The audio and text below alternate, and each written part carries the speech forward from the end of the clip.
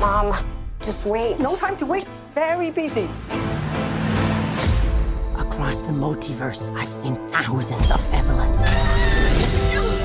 If you can imagine it, somewhere out there, it exists. The universe is bigger than you realize. There's no going back. Of all the places I could be, I just want to be here with you.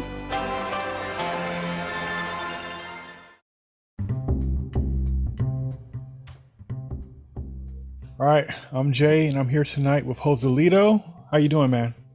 Hey, Jason. Thanks for inviting me over. No problem at all, man. Glad to have you. So this time we're going to talk about a movie. I remember seeing the trailer and I was just thinking, like, this is going to be different. It's been a long time since this type of movie has been around. It's funny how the nature of movies kind of changes like seasons, where you have these introspective movies that are very personal. But nowadays, that kind of storytelling, those kind of stories that are being told are usually in the format of TV shows, like the long storytelling formats, you know. And then all the stuff that goes to the theater is either these big popcorn movies with explosions, no real storylines. It's just kind of action and stuff like that. And then the independents or the smaller films or the films with heart and story goes to streaming. And so when I saw this trailer, I was excited to see it. Movies are like almost like somebody like into wine. You know, they have certain kind of taste, and it's kind of hard to find folks that are like-minded when you have a taste for a certain kind of movies, and just being open for the fact that you just want to see something new. You want new perspectives, you want insight, you want to learn about other people, and everybody isn't really necessarily built like that. Now, I know it's a lot of people who go to the movies, but not a lot of them are going for other reasons other than to be just, you know, entertained and get stories without having to work towards them, you know, not having to overthink them, not having to philosophize about them, to discuss them. And so when we get these kind of movies in the theater, it's a treat to have them, and then to have like-minded folks who also appreciate those kind of movies that you could, you know, have a conversation and dissect and throw around thoughts. And so the movie that we're going to discuss is Everything Everywhere All at Once. And it's directed by this directing duo. There's two guys, they both named Daniel, so they call them the Daniels. They directed quite a few movies, but a movie that they did, The Swiss Army Man with Daniel Radcliffe. Yeah, I need to see that. I haven't seen that yet. And they've done music videos and stuff like that, but they do kind of quirky takes on things, very stylized. And they do the kind of movies like, and you don't see them that often anymore, but those kind of movies, like if you saw them in the middle of the day and you came out of theater, you would feel like you were in a different world. And it takes you a minute to get acclimated back to reality, because it's just so stylized, and the world is so full that you get lost in that world. So they're very strong directors, and as far as like having their vision and being able to execute that vision on a movie. And so the synopsis for the movie is, and this doesn't do the movie justice, but this is what they have on there. It says, an aging Chinese immigrant is swept into an insane adventure where she alone can save the world by exploring other universes, connecting with lives she could have led. And even though that kind of sums it up, it doesn't sum it up at all. I know you was very taken by this movie. So what was your thoughts about it, and what made you even think to want to see this movie when you saw the trailer? Yeah, well, one of the things that really pulled me immediately when I saw this movie, aside from obviously Michelle Yeoh, which I've always been a big fan of Michelle Yeoh and her movies, is that I mean, from the trailers, I mean, you can't really see in terms of the depth of what the movie is going to be about, but I was getting the sense that this was going to be a unique movie in the sense of, not only is it going to be something that has like probably a unique adventure, is what I was thinking, but it was showing Asian characters, which I thought was a possibility, obviously, before I saw the movie, in a light that was going to be different from the usual caricatures that, you know, we've seen on other movies, where pretty barely two-dimensional characters. I mean, you know, there's movies with good Asian characters, but this was the first movie, at least here, like an Americanized type of movie, where I thought you're gonna see Asian characters in a different light other than like kung fu or like, or Crazy Rich Asians, where they're just very wealthy, so they're not even connected with reality type of thing. So that's the main thing I was like really intrigued about when I saw the trailer for this movie. Yeah. I knew nothing about the directors, and I was just intrigued strictly by the trailer I saw. I really wanted to see it. Yeah. Sometimes you see these great trailers and then you go check out the movie and it doesn't live up to it. Sometimes the trailers can be deceiving in good ways and sometimes they can be deceiving in bad ways. And I thought this was a treat. I think it was a situation where they gave just enough to kind of make you curious and go check it out. And then they couldn't possibly have given you everything anyway, since this movie had so much going on and the way it was weaved together with different styles, different story arcs, different concepts going on. This movie deals with like the multiverse. And when you start messing with stuff like that, that could be so convoluted and messy. And so for it to touch on that and then touch on relationships and touch on culture and touch on, I feel like, the base of this was kind of like relationship between a mother and a daughter and paths not chosen in life. It was just so much stuff with action, with comedy, with almost a touch of horror, a little sci-fi maybe. It was a lot. That was a big mountain to decide to climb, especially in this day and age where folks don't even really give time to things like this. This is a choice to want to sit and watch a movie like this. This is the deliberate choice. You wouldn't just be like, let me kill off an afternoon and spend $12 and see something that's going to make you work, because you're going to work. You're going to be entertained, but you're going to kind of earn it. And it's worth it because you'll get so much out of it. It's not one of those kind of movies you can sit there passively, but it pays off well and you feel like it was worth the journey, Yeah, it definitely felt like when I watched the movie, I ended up watching it 3 times.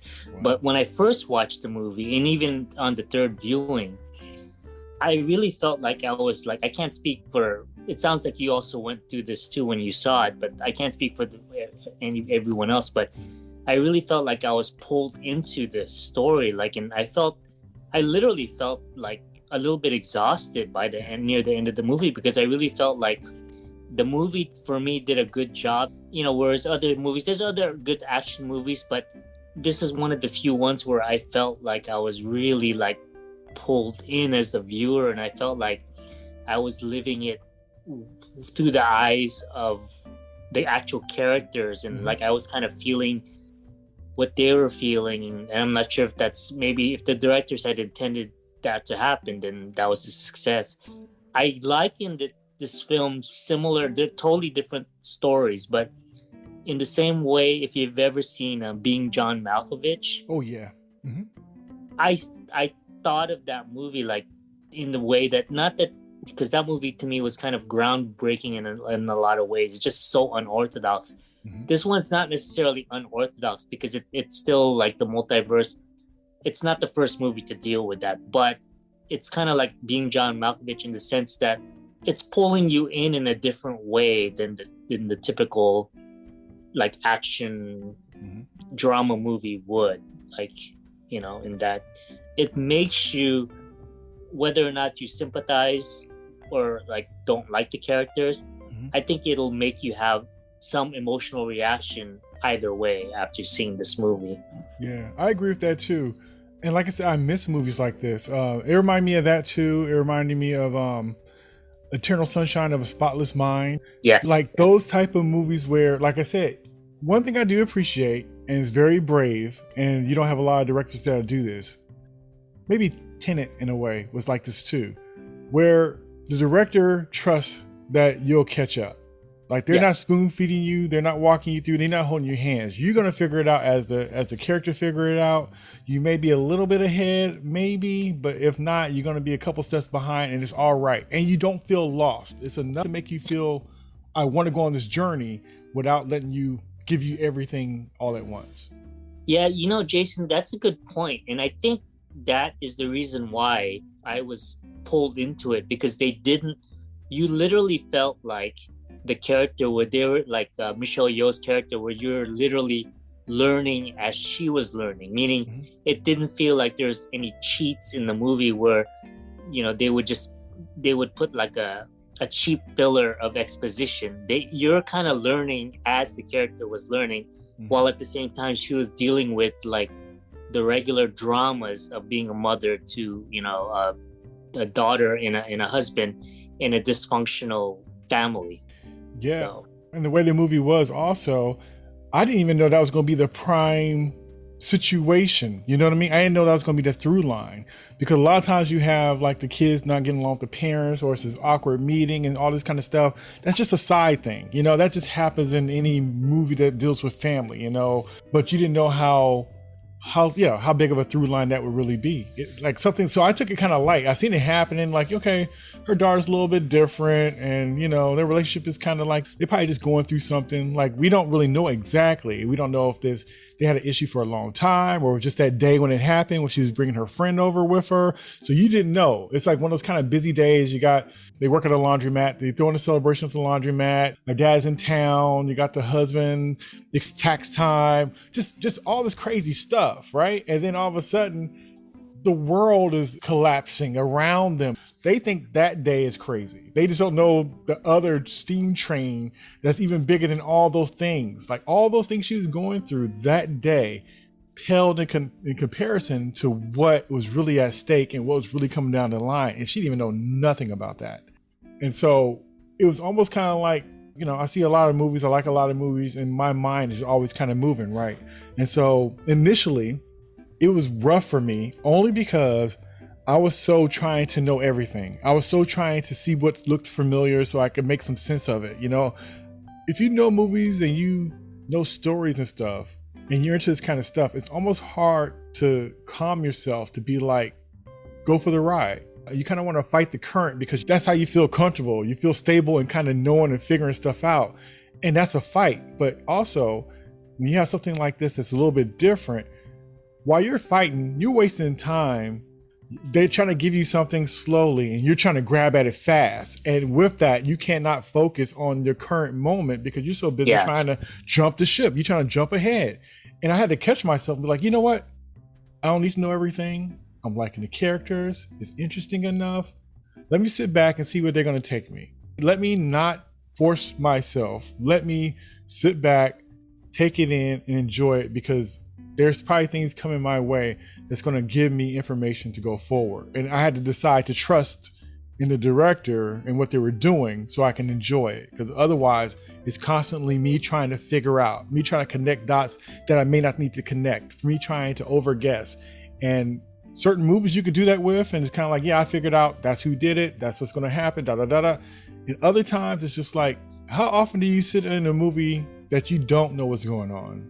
That the world looks interesting, that the story and the direction looks competent, and I can just sit back and I don't have to drive today. And this is like that kind of movie, and I had to catch myself, and I caught myself early on. I'm like, okay, let me just quit fighting the currents. Let me just go with the current and go on this journey with the characters and be happy that I am experiencing something that I'm enjoying the ride that I'm going on. I'm looking forward to seeing what's happening and just take that ride. Yeah, it's funny how you bring that up about the whole thing about watching a movie and just being able to sit down and just letting the current take you and not being so worried about trying to have all the answers so you can have the bigger picture right away rather than just like enjoying the ride as you're going along. Because in a way that's in the movie itself, the daughter is like that too, where her ultimate goal is she wants an answer to, you know, to what she believes is the meaninglessness of life and the universe and time and everything else and existence.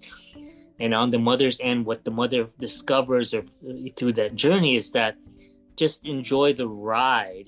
There's not always going to be an answer for everything, and just enjoy the ride and whatever you can get out of the ride, enjoy it. I mean, that's what I was seeing to the thing, which is what you're saying, that it's hard to, and I'm the same way, where like when I watch a lot of movies, I want to be able to like early on, okay, so this is the main character, what are their motivations and what are the side characters and what did they want. But in this one, I was surprised that I was able to sit down and like letting go in a sense. You're in the car, like you said. You don't have to worry about driving anymore. You're literally the passenger, and you can literally sit there and actually look around as the car is driving and actually enjoy where you're going. You're not thinking about where's the destination. You're actually, what is that term? You're stopping to smell the roses, type of thing. Right. So, Yeah. So when I decided to do that, it really gave me that fullness that I was wanting anyway. And it's just kind of like, and it didn't let me down. Yeah, like I said, it was just so much going on. So how you want to go about this? You just want to talk about parts you liked, or you want to kind of go in order, or what you feeling? I mean, it's however you want to do this. I mean, I'm open for either way, because this movie is so dense. That's the thing. That's why it's like, it's hard to like, I mean, we could start with like what the characters wanted, or we can start with, it's so dense. I mean, we can literally, the way this movie is set up, we can like go into one route, right, one road, and literally it would just take up so much time, because there's so many aspects of this movie where this movie doesn't necessarily go deeply into so many things, but it goes deeply enough in so many different things that it's just so much stuff. Yeah. It truly was, and it was without being too mucky, because they had a situation where, okay, with the multiverse thing, even with the thing where her husband, and it was a trip how that even went down. Her husband Wayman, how you pronounce? Is it Quan? What's the correct pronunciation? It's the kid from the Goonies and Indiana Jones. Yeah. I think you're close. I don't want to butcher him. Yeah, Kwan. Yeah, I think so. That's the way it looks like visually when I see his name. Yeah, but it was good to see him and his personality and stuff. He kind of reminded me of Jackie Chan in a way.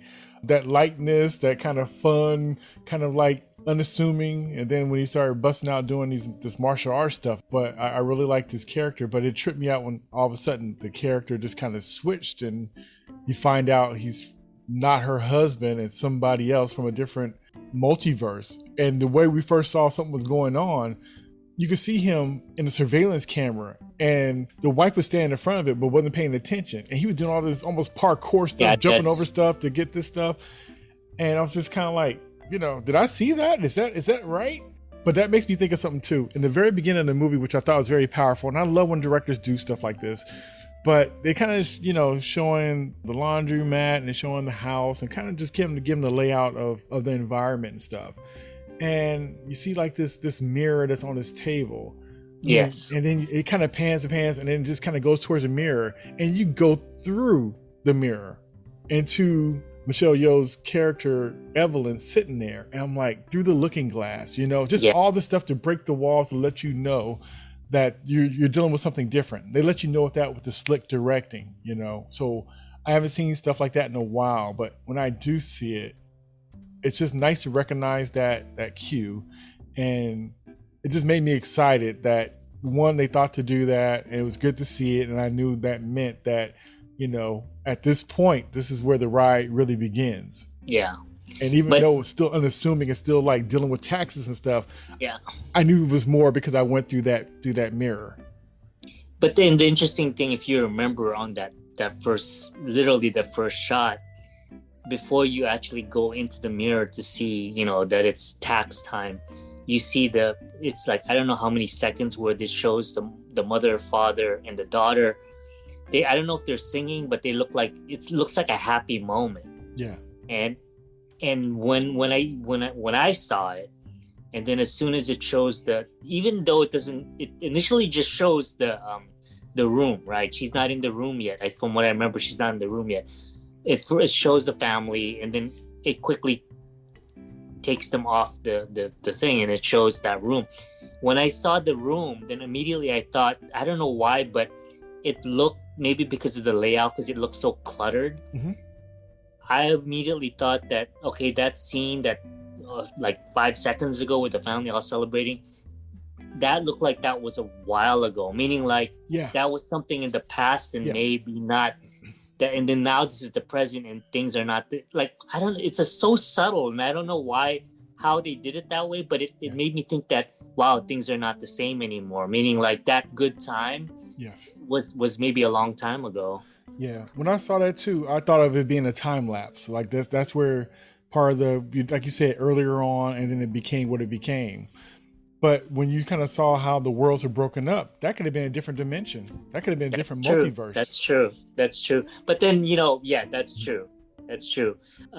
For me, I just thought it was the same thing because, yeah, but that's true. Other people could have viewed it as it could have been like another multiverse where that family was happy versus the current one where things are not what they were before. But when I did initially see it, I did think like you that it was just a time lapse, just to kind of show, just to kind of get us up to. Yeah. Real quick question, because I'm looking at the cast.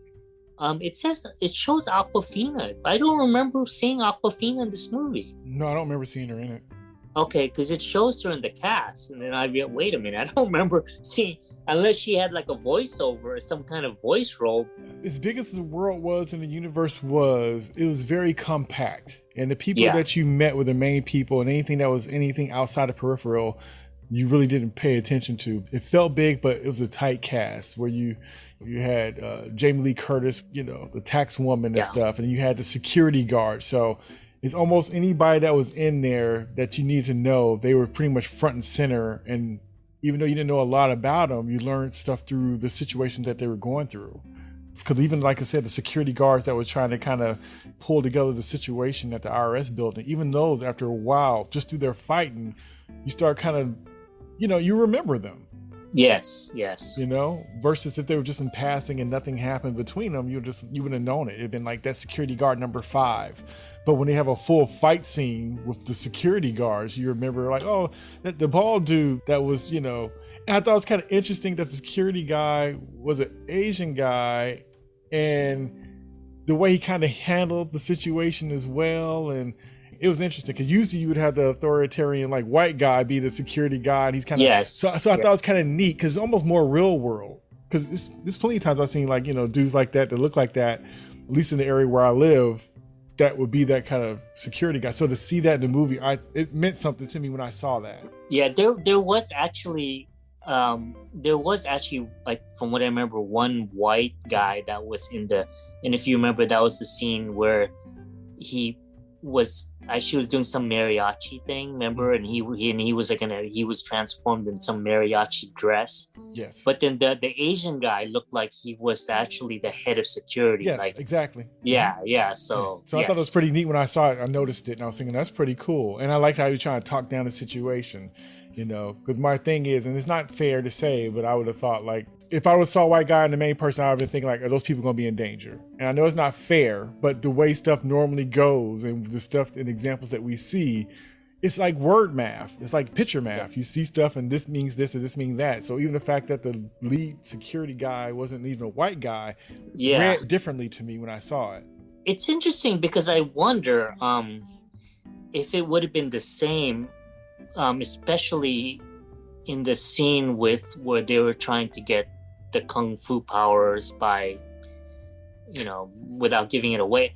If it was a white guy, I wonder if the comedic effect would have been the same as, because remember, one is an Asian guy, and I think the other guy was also Asian too. I think so. And it seemed to add, and I don't know if it's also because of the idea of the kung fu fighting, there might have been like a feeling of like, not realism, but you're more used to seeing Asians in kung fu fighting. I don't know, but yeah, you're right. I mean, and the funny thing is when they had the Asian guys as the security, the primary security guys, it didn't even cross my mind in terms of that it was different. I just okay. I was just accepting it as the story was going along, because it seemed like almost as if, not that it was a local, like it was more like the characters. It's odd because the way I looked at it is all the characters, like every security person in there, you feel like you get by the end of the movie, it's like you know them, like because they keep showing them throughout the whole thing. Like they don't have this periphery thing. They're actually throughout the entire movie, they're doing something which you actually, whether intentional or not, you actually like embrace them as they become they become like almost one of the main characters in the movie is what I got out of there. Yeah, So that's what I was saying. Like when you mentioned about was Aquafina in there, like I said, if she was, she must have been like something else, because like I said, even though normally it would be a small role, we got a chance to really see them and feel like we could connect with them. And that's even the security folks. So I thought that was pretty neat. But yeah, but like I said, it was a trip when her husband was there and he kind of switched out and he kind of like, what's going on? And she couldn't tell if he was playing or not, and just trying to understand what was going on. And he's, you know, kind of rambling to her about these different dimensions and this multiverse and how they're looking for the one, and they got this thing that's coming to get her and it's going to destroy the world. And it was kind of neat, those big kind of concepts where if you don't come in and take care, you know, like somebody's just grabbing for power or a certain kind of situation and it's going to destroy everything if it happens. It almost kind of reminded me in a way of like Never Ending Story with the nothing.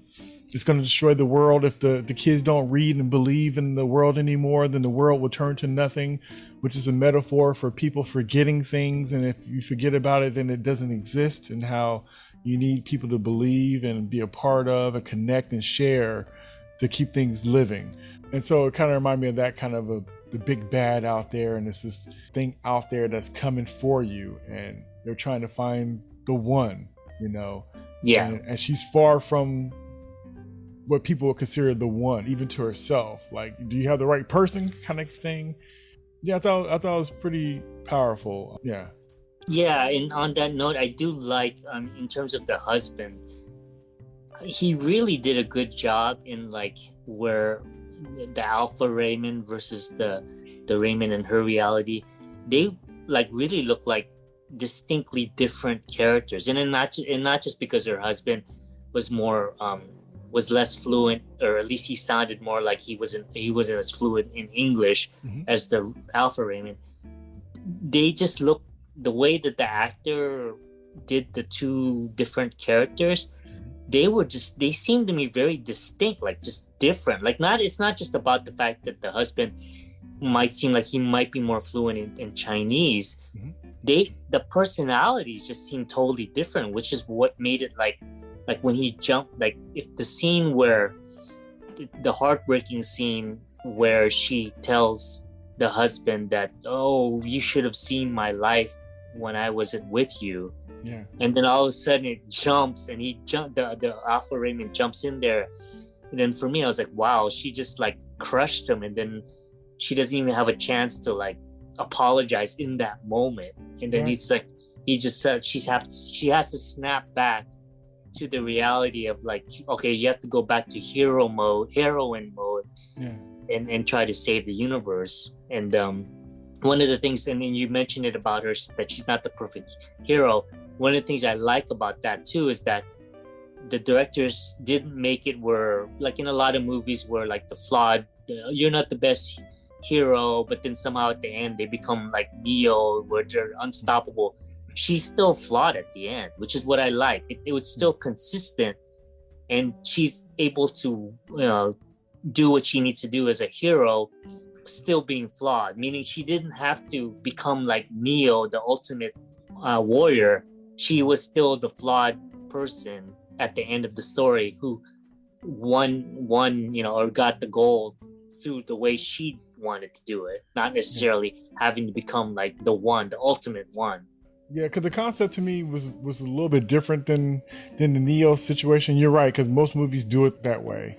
And the Neo thing is more almost like the arc of an action hero, right? Yeah. He's trying to learn, get his best skills so he could be whatever, the best or whatever, or the one. And with her journey was more like in a drama of acceptance of her or her environment around her. That was her superhero arc, was her being closed-minded and controlling to more open and accepting. That was her journey as a hero. Yeah, and on what you're saying, maybe I'm wrong. Maybe because maybe the whole Neo thing, that arc, is from the perspective of if the hero is a man. Maybe she actually does become Neo but from the side of the arc of a woman that deals more with like the realm of emotion. Mhm. Because remember, Neo in the archetype of like the typical man, from a fumbling loser to the ultimate hero like Neo, there really isn't, like, I've noticed, like, they don't delve into emotional arc. But with her, because she's a mother as well, maybe I'm wrong, maybe she actually does become the ultimate, but on the emotional spectrum, because she does, like you said, she becomes more. There's that scene where the daughter is gonna fight her and they're right in front of the bagel, and then the mother does like the kung fu move, but she opens her arms instead of like a combative mode. She opens it like in an embracing mode, which is like, maybe that's the ultimate Neo for her, is because instead of, she opened herself up and she's like, I'm not gonna fight you anymore, I'm gonna welcome you in, and you know, type of thing. So yeah, because I took this movie as drama first and then action is sprinkled on top of it, versus the action and somebody putting drama on top of it. So their line is different. So it always sticks stronger to the line of her relationship with her daughter than anything else. Everything else is just, it's a jacket that comes off and comes on or whatever. It's a suit. But her actual journey is not defeating the boss by skill. It's accepting the enemy at the end with love and acceptance, you know, that your perceived enemy. That was her battle. And the movie stays on that line, but it's just so much stuff. That's what I was telling you, we were kind of discussing it before. I was like, this movie has so much stuff around it that if you are not up on the fact that this movie is really about a relationship trying to be mended, you'll get lost in everything else, because you got the multiverse, you got how the technology works to show how the multiverse works, you got the IRS stuff, you got the family drama, you got her relationship with her father, relationship with her husband, and her husband trying to figure out how to love her right, and to the point of, you know, giving her divorce papers just so they can have a conversation, because he saw that his friend did that too. And then also, even when she wouldn't even really respond to him correctly, he was just thinking too, like, even though I did it as a stunt, like, maybe we do need a divorce. It's like they were just so broken to the point where even the Hail Marys are being misunderstood and taken incorrectly. It's like, no matter what's being done to fix this, it's just making the fire bigger. Yeah. You know? Yes. It's definitely what you were saying earlier about in most movies where there's drama, the drama is like the side accessory. This is the opposite. It's actually the action, and the sci-fi is actually the accessory to the actual drama itself, which worked for this movie, because it could have failed. Like, it could have, like, if the drama didn't work, then I think everything else would have collapsed as well, because audiences would have been like, this movie is hokey. But it worked. The drama was strong enough where, well, for me, I look past the sci-fi, because if you break down the sci-fi, obviously not the sci-fi, no sci-fi will be perfect. They always conveniently try to tie things together so that there's a semblance of belief. Okay, well, this sci-fi, just like I think you're talking to me later after the movie saying about the whole thing with magic or sci-fi, where they don't have to explain anything. It's a cheating way of just saying, okay, just accept the science. But this one, because the drama is so strong, you're not so concerned, or at least I wasn't as concerned about the sci-fi. I accepted the sci-fi as they were giving me the sci-fi. Yeah. Like I said, my only reason why I really noticed that the through line was that relationship, because I was getting a little conflicted, because I was almost thinking it was so much stuff getting thrown at me. It's like, I didn't know which way. I thought I was going somewhere else. It's because I'm used to how, you know, certain movies are done and storylines are done.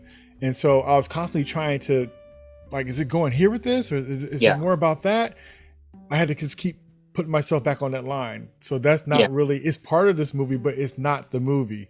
And so it had so much stuff going on. It's hard to almost stay on that line of, this is where it's leading to. Because like I said, I almost forgot that it was even about that, because I thought it was more about this big bad that was coming to get her.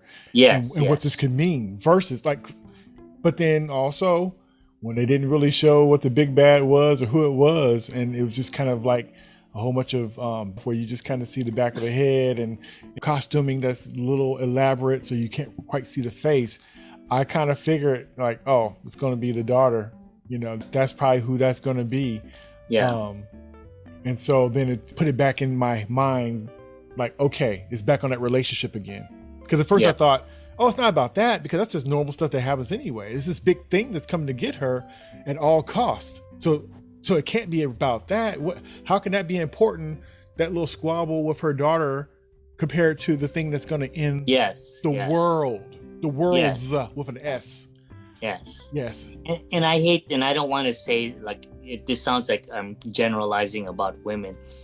When you say it that way, it's almost as if, from my own experience and from what I've heard from friends with guys, when they have arguments with their significant other, wife, girlfriend, whatever, what they'll complain about to me, well, my guy friends, they'll say, like, this argument is so petty, right? It's like there's bigger things, but in a weird way, that's almost like the movie itself. It's like there's this, because we're thinking from the perspective of as men, generalizing how men think.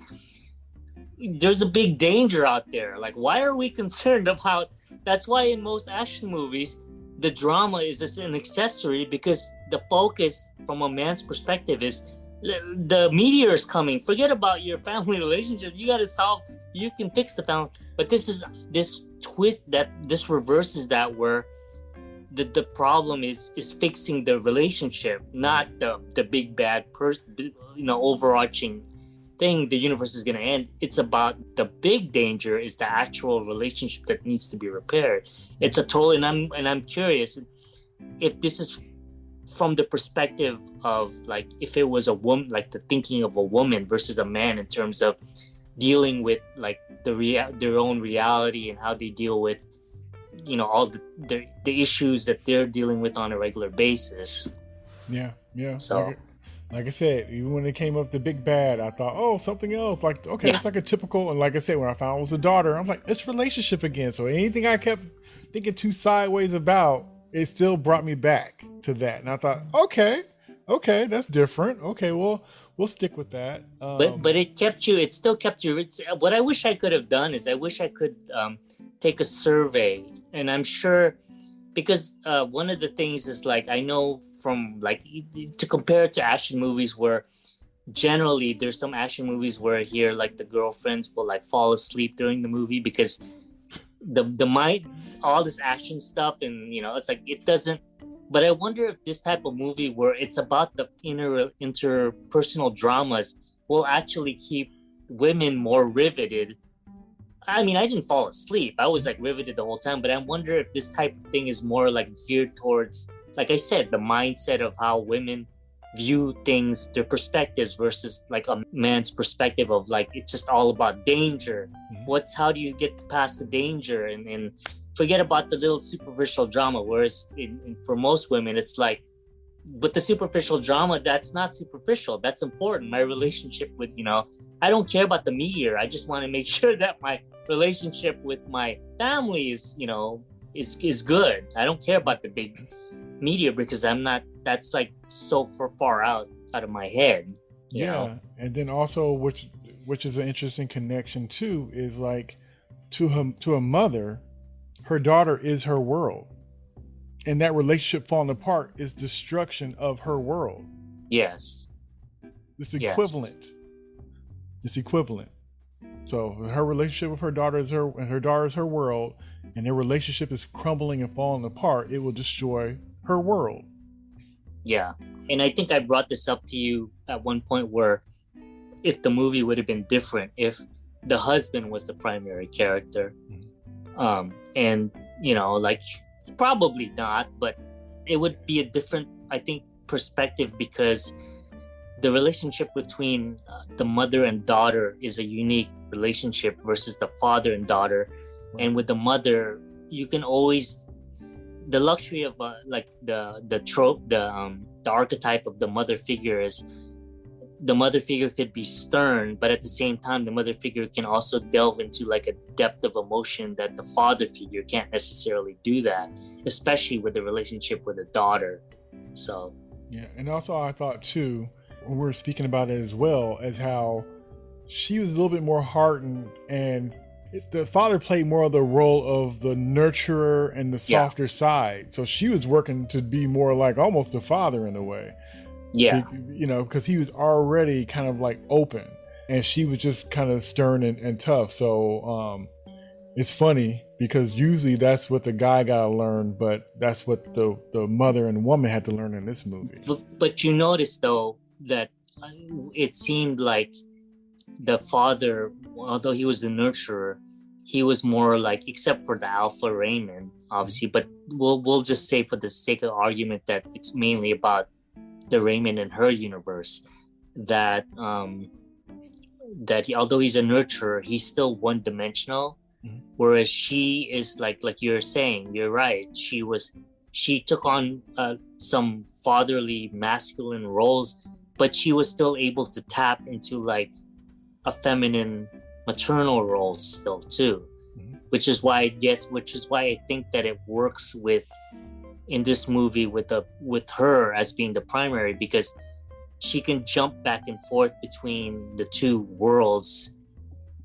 And people won't even blink. Like it's possible that women can have masculine qualities, but it's harder for me to see like a man. It's fine if you want to set up the man as a nurturing type, but once you, from what I've seen in movies, once you establish whatever the man's going to be in the movie, whether he's going to be have masculine or feminine qualities, they tend to just stick to the one side.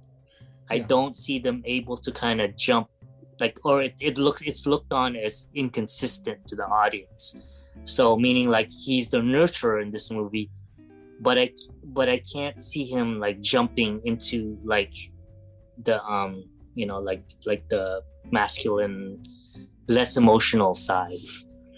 Yeah, the only time you really kind of see that kind of thing, and it depends on the movie too, is when the lead is like a father and he has like a small kid he's dealing with, or a daughter or something he got to save. Then you'll see that part. But otherwise, if he didn't have any attachments like that, then more likely no, because that's just kind of how the tropes go. Everything is a straight line. This is alpha person, this is the beta person, this is the big bad guy, this is the unnamed henchman, you know what I mean? This is the plot problem, this is the, you know, the answer that drops in and fixes everything. Like I was saying before when we were talking about like how these are all like puzzle pieces, and there's just generic things that work. They're generic now because it's been used so many times that it works. And so a lot of people lean into those things that they know that works already. But the thing I was going to say about the father, when you're talking about how his personalities and stuff, Wayman, talking about how his personalities were different. I was watching something with the directors, and they were talking about that actor and how he hasn't been in a movie for about over 20 years or so, and he was really concerned and nervous about, you know, coming back to do a movie, and that he had got like I guess it was a motion coach or acting coach, a voice coach, and I think a gesture coach or motion coach, and how they separated the three Waymans out. So one was like a fox, one was like the squirrel, and one was like some other kind of animal. And that kind of matched how they were sleek. Like the fox one was more sleeker kind of Wayman. The squirrel was the one that we knew that was married to Yvonne, that was kind of like run around with the, you know, kind of the voice and kind of got that energy, because the dad, he had a vibe about him, and he kind of even held his shoulders differently. So I think that's cool that you noticed, because I noticed that too, but it was neat to find out that that was a concern by the actor, and he really worked hard to make those different versions of himself stand out. Not just because I'm this person now or I'm this person now telling you.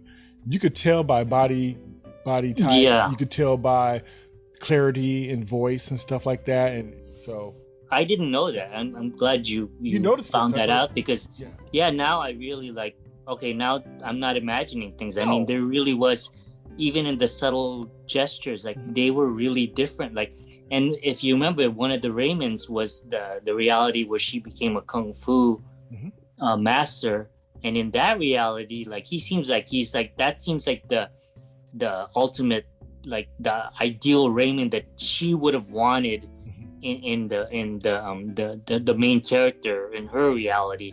Meaning like he has like he has his shit together, type of thing. Like he seems like he was and he's like totally, like I said, each one of them seems so different from the other, which like I was like amazed that, again, like until you mentioned it, he looked familiar, and then I realized, wait, what you said, that's true. That's a little kid from, and I hadn't seen him. I hadn't seen him, like we haven't seen him. No one has seen him until. That's amazing. I mean, I hope he gets some kind of like nod in awards or something, because he did a really good job. Yeah, he had said something. That's why I looked at you. I was like, is that the kid from Indiana Jones? I totally missed that. But once you said that, oh wait, that is the.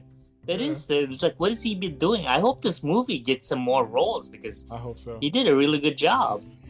I hope so. Everybody did a good job, but it was good to see him. It was a trip. And I thought it was neat too. Like you said, that was the ultimate Wayman that she probably would have wanted. But the only reason why he became that Wayman is because she left him in that. It became, and he probably motivated him to get his shit together, which in a weird way, like he could have said, because she was saying, but then he didn't see it, obviously, because she's the only one that could see an alternate universes. Right. But in the same argument where she's saying, I wish you'd seen me like when I wasn't with you in my life. He could easily say, well, you could have seen me. Right. That it actually helped me as well. Like that actually, like the audiences, I remember when I saw it, the audiences were laughing at that line and also feeling bad for him. But then I just realized, wait a minute, he actually like did better without her as well. Like he got his shit together as well. Yeah, it had me wondering when I heard that, because I thought it was funny when she was saying it, because I thought, man, that's rude, almost telling a person that you're in a relationship, like your life was better without them. Like I was this without you. And I'm like, you telling this to the person that you're with?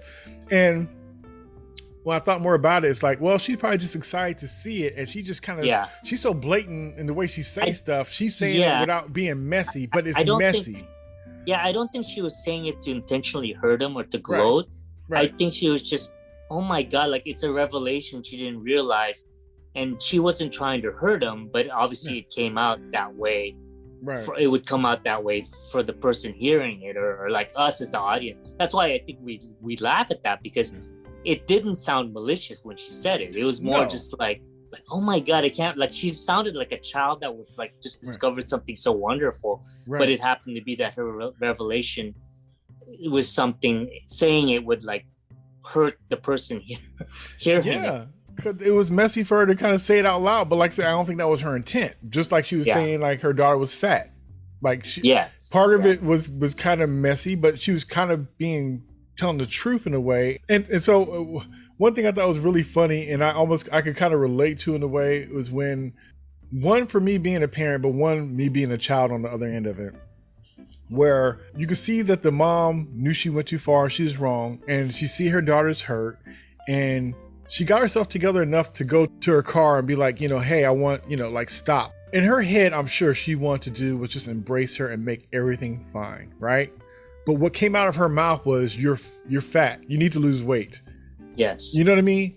I remember as a kid, like it almost seemed like me and my mom would bump heads so much. It was just weird. I think everybody's just trying to figure out their place. I'm getting older and I feel like I'm getting older, and she's trying to keep me in my place. And it's just this power thing that just kind of goes when you're young and growing up and becoming a teenager, and your parents are seeing it and they're coming at it from a fear-based way, and they're not appreciating what they put into you and what's coming up. They're seeing it more like, what am I gonna lose and all this. And so when I saw her act like that towards her daughter, it just kind of like, ooh, I remember that. And when she said that, and even the look on Evelyn's face, where she's almost disappointed in herself that it came out like that. Even she knew at that moment that wasn't the right thing to say. Yes. But that's her showing love, but she couldn't figure out a better way to say it, because she wasn't brave enough to tell the truth of saying, hey, I was wrong, or I love you anyway. Any answer would have been better than that. Like, okay, her weight is important. Other things are important too. But at that moment, she knew and her daughter knew that's not what needed to be said at that moment. But that's all she had to give in that moment. And it was just so powerful to me. It was sad. It was beautiful. It was relatable. Even the look on her face after she said it. It wasn't like, I got you. It wasn't like, It's like No, she wasn't. Yeah, you she saw the wasn't love trying to in her hurt face, right? You saw the love in her face, but that's all she could speak in that moment to give. And I thought, wow. Yeah. And it's like, even with me and my daughter, it takes bravery to admit when you're wrong. It takes bravery when you have mixed emotions about something, because you could feel the ways about something, but that doesn't make you right. Yes. You know what I mean? And to push past that and do the right thing over ego, over fear, you know? And so to me, it was like relatable, a reminder to myself to make sure that in those moments to say the right thing, the right thing, the truthful thing, not the thing that still makes me look good or still make me powerful in that moment to prove a point, but to just like, you know what? I wasn't right, or you were right. I was mistaken. I was wrong, or whatever. But it was just like, wow. But on so many levels, it just really said a lot to me, even though it was a simple parent trying to connect to a child and not having the words at that moment. Yeah, I will say from the perspective of, because I'm a Filipino, and the whole thing where she tells her daughter she's fat, that's a very Asian family dynamic where I'll give you an example where it's not done because an American mentality, which is actually should be considered, is that, you know, you shouldn't say those things to your children that makes them think about the perception of themselves, whatever their parents or whatever, right? But in an Asian household, it's not done out of like any kind of maliciousness. It's weird. It sounds like, for like Americans hearing it who are not familiar with that culture, I'm not like condoning it, but it is part of that culture where, like, I've been to like family parties where relatives will literally, like, you know, for example, will ask me, you know, why aren't you married yet? They'll say stuff that in an Americanized, it's insulting. Like, you wouldn't say that to somebody. And the funny thing is it's always from the perspective of like, it's from an Americanized ear. It sounds insulting, but in the Asian perspective, they're cutting straight to the chase. They're as bad as it sounds. They're just saying, you know, this it's out of some type of love where they really want you. You are fat.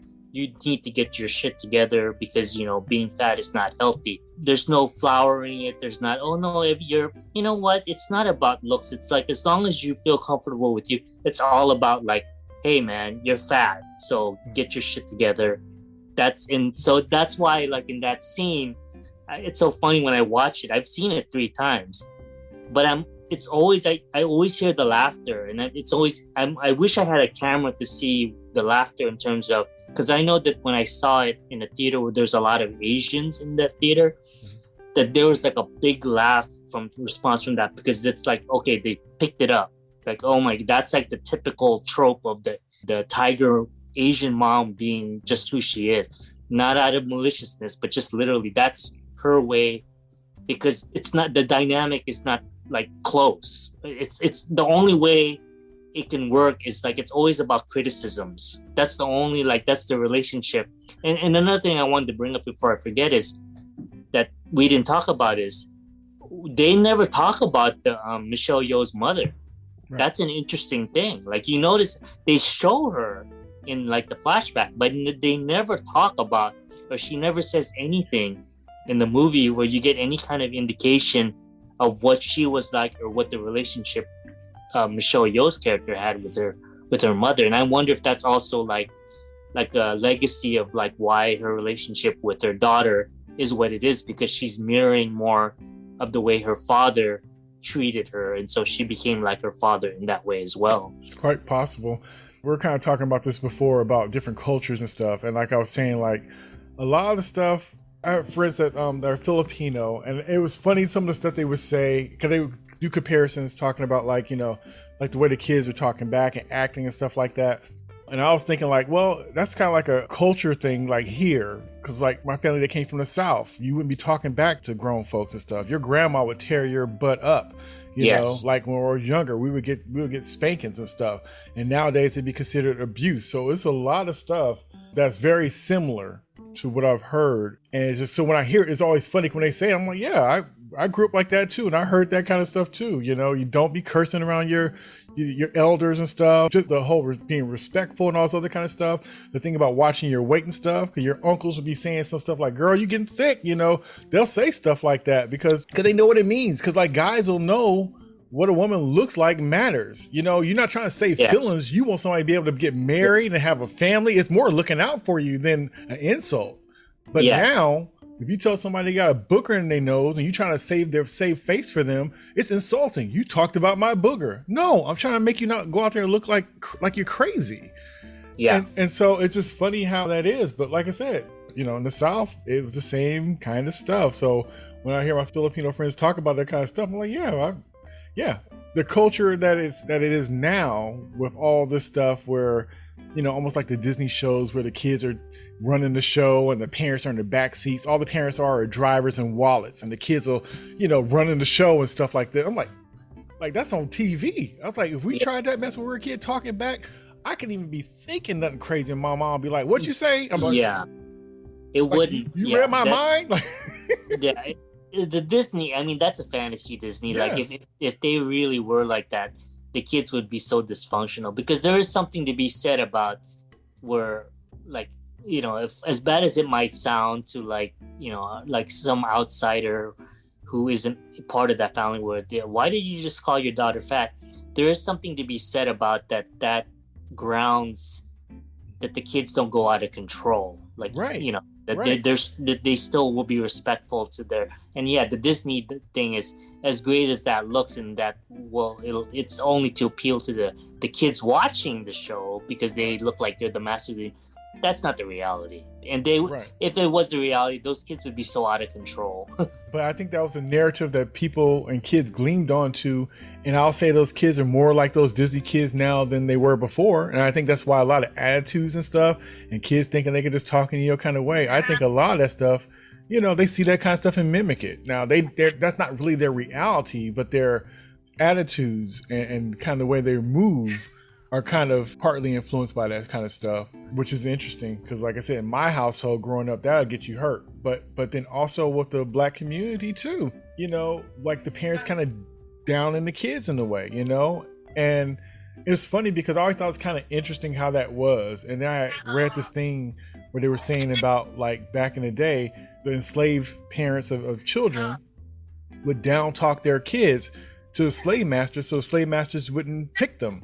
You know, interesting. Like they come to look for, you know, I want to take your kid to work on my farm. Oh no, you know, blah blah blah. He's lazy. He don't do nothing. He ain't no good. Blah blah blah. It's a form of protection, so nobody would want them, so they could keep them safe. But those traditions of keeping, you know, your kids safe and kind of talking down so they won't kind of stand out too much, because if you stand out, they're gonna want you, and they're not gonna want you for good things. And so it's interesting how culture and society, and it's just interesting. We're gonna have a good talk about this kind of stuff just on a side note one of these days. But I like when we talked about it before, the similarities and stuff, and even now being able to have this movie even kind of bring that up too, because like I said, when I saw that, it reminded me of my Filipino friend said that about somebody, and I thought, wow, that's funny that nowadays people wouldn't say it like that, or they wouldn't say it in public. You know what I mean? So but maybe she considers me family, and so she said it not thinking anything about it. But but it's funny, like, it's like I ain't heard nobody talk like that in a while, so it was interesting to see.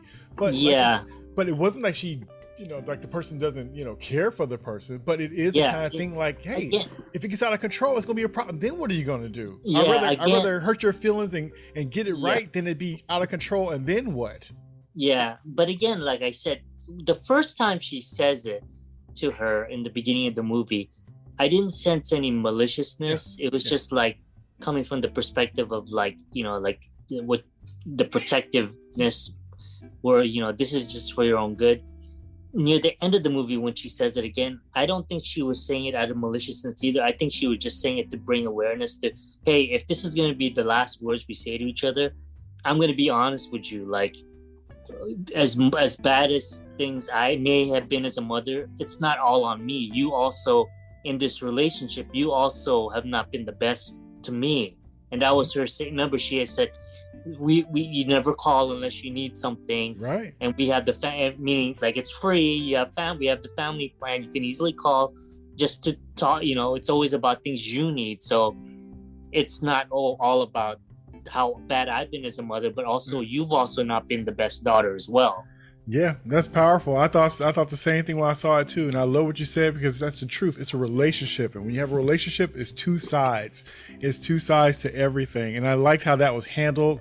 A lot of times, it's just like the other person sucks it up, and you don't hear nothing else about it. So to hear the other side of it, I thought it was beautiful, because she checked her daughter, because we already knew her daughter had some other stuff going on too, and usually it lets it lean on the side of the kid being scorned and the mother or father just saying like, hey baby, I'm sorry, without even being like, hey, no, you did this, you did. So when I saw that, I loved it, because that's not shown a lot.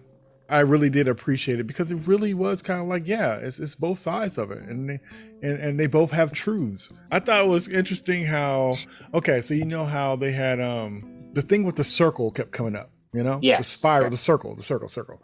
So the tax woman, Jamie Lee Curtis, yeah, you know, showing this is wrong, did the circles, yes. You know, and then you see when it shows the world where everything is falling apart and it's this big old portal of nothingness. It's like a bagel. It's like the everything bagel. Yes, everything. Which is so everything is, every multiverse is in that. So just like the everything bagel has everything in it, that portal of that multiverse is everything in it as well. So it is like the everything bagel. Yeah. So I thought it was kind of cool, and that was their symbol. And so I thought that was pretty neat, and how everything is almost equivalent to nothing. Yes. Which is very powerful metaphor. Yeah, it's very powerful, because, and I read an article where they talk about how this movie delves into depression, and also, like, I'd be curious to see, like, in terms of like the teens that are watching this movie, and also whatever their relationship with their parents are, how it affects them, if it affects them emotionally from seeing this when they see this movie. That one scene where near the end where she tells her mother, like, in a very powerful way, I'm tired. Yeah. I'm tired. Right? She doesn't even say why she's tired. She just says she's tired. Yeah. And I'm wondering too, because, you know, me as a, you know, growing up, there's that time in my life, and also like in this movie seemed like to really hit home with me, because I'm also been thinking a lot about stuff like, oddly enough, similar to this movie in terms of everything and how the significance of everything in my life. But there's always, I think for most teens, there's always that period of time as a teen where they reach that, where like they wonder, like, does this all really matter? Like, is this like the expectations of my parents, all the expectations that are thrown to me, like, does it really matter in the end? And when she says she's tired, it's so powerful. I mean, she's literally like, I don't know how old she is. She's supposed to be like in past high school, like pre-college, but it's supposed to be implied that she's like an older teen, but still kind of a teen, I guess. Maybe college. I'm guessing college, maybe. Yeah. But it's so powerful when she says, I'm tired, without even having to say, like, it doesn't sound like, when I heard it, it doesn't sound like it was like fake, like, oh, this is just a kid, she doesn't know what she's talking about. When she said it, it's as if she lived like so long. Like, it's, I don't know, I'm trying to express it in a better way, where, you know, those people that they're young, but they feel like they've lived through so much in their short time, and it's overwhelming for them, where they're just like, they're already tired and exhausted even at a young age. For me, it was a very powerful scene.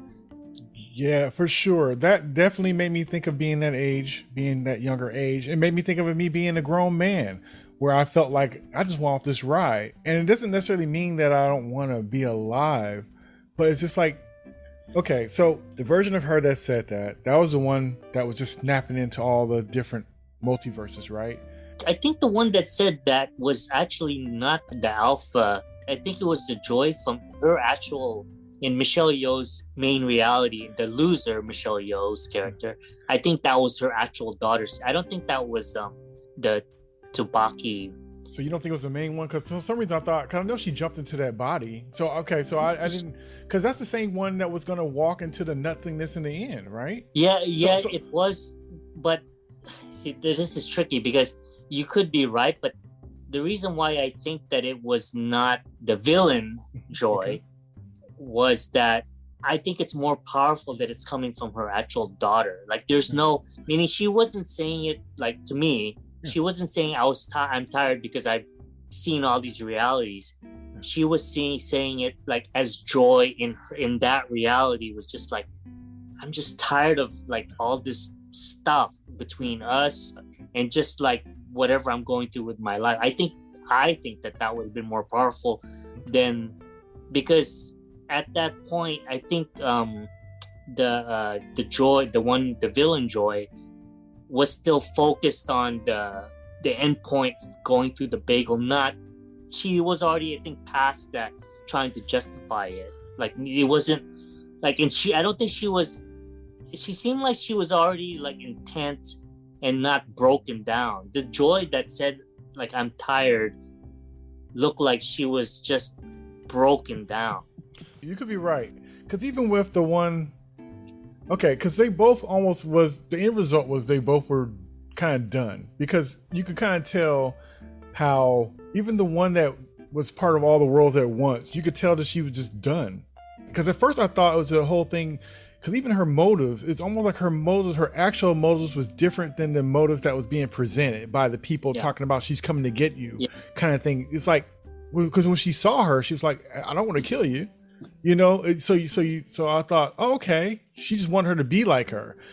So when her mom opened up and had all those different worlds, you know, her mom started kind of falling into a depression as well, which was very powerful. But I just kind of took, so either way, I still took the daughter and then the villain of both just being done, and them being done because like just the choices of life was just overwhelming. Because I felt that as a kid, a little bit different as I did as an adult, but I go through that now sometimes because just like it's so much, and it's like I got to be responsible for all this stuff.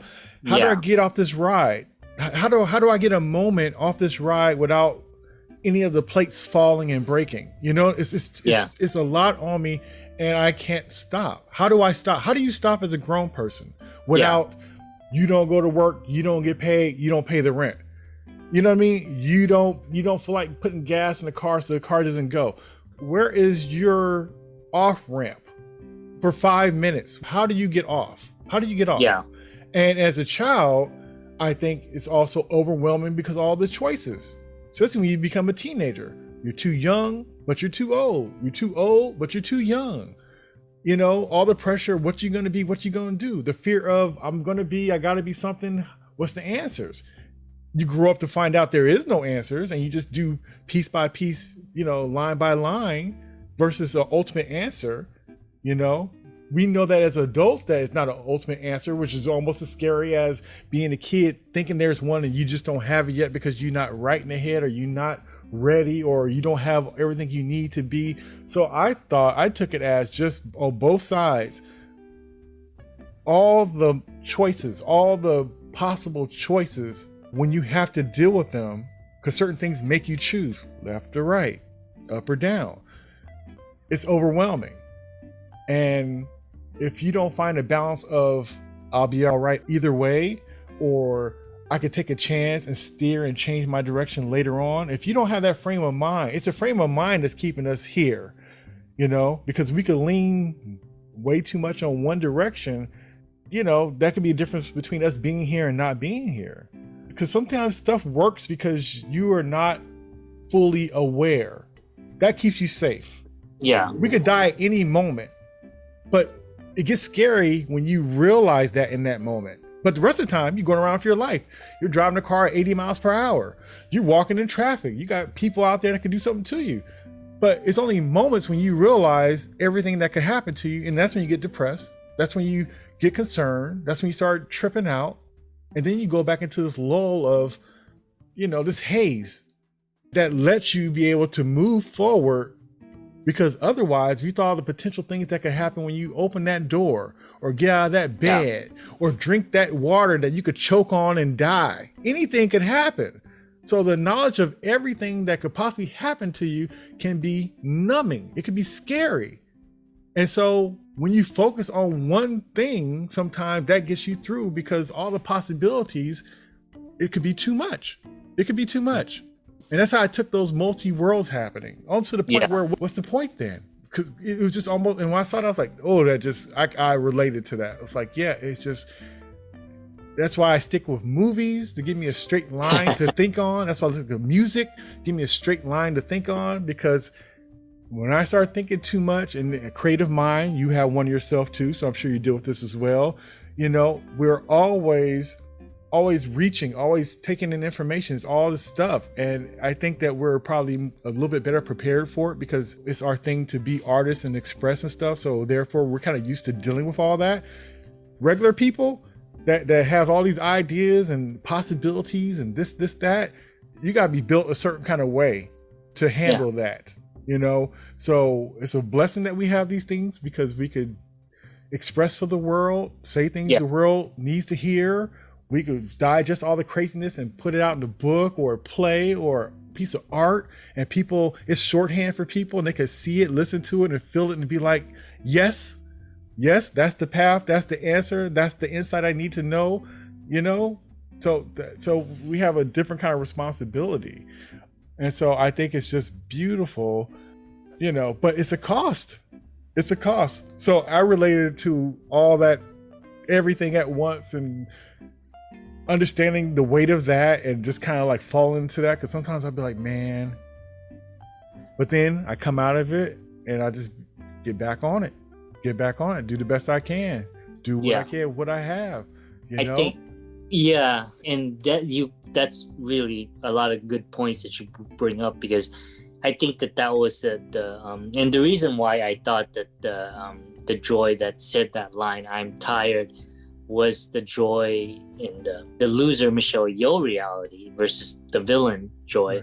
Was that I thought that after all is said and done, I thought the main goal of Michelle Yeoh's character was to resolve her relationship with that daughter, not because then everything else would fall into place in terms of the villain joy would fall into line, because she would also realize the revelation that the mom was trying to say.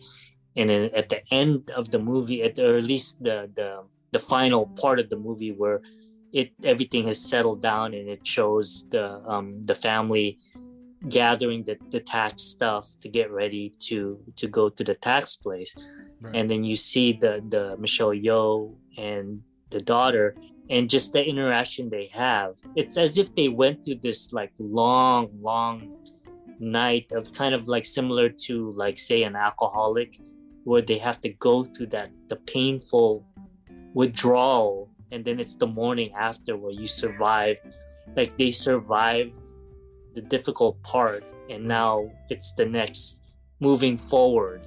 And one of the things, and when you just mentioned about like everything is overwhelming, and you have to just be able to like just kind of bear down and just not let it overwhelm you, and just take things, one at a time, is exactly what I think that the mother was trying to, because the daughter seemed like she was overwhelmed and she wanted the right answer. If you remember that one part when they were rocks, this is the first time the daughter reveals that I was hoping to the mother. She says something like, I was hoping that you would see something and convince me otherwise, meaning like there's a part of her that secretly still wanted like to get out of ending things. She wanted an answer. She was hoping her mother would have an answer, and the mother didn't necessarily have an answer, but I think the mother's answer was that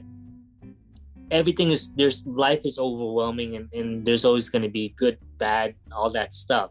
When the daughter says that line where it's just about all it is specks, something like specks of moments, meaning like there's nothing significant because it's only tiny specks of moment. And then the mother says, I will cherish those specks, meaning like, basically the mother says, okay, I don't necessarily have all the answers, but let's just, take it one day at a time. I guess that's what I was getting. Just take it one day at a time. Yeah.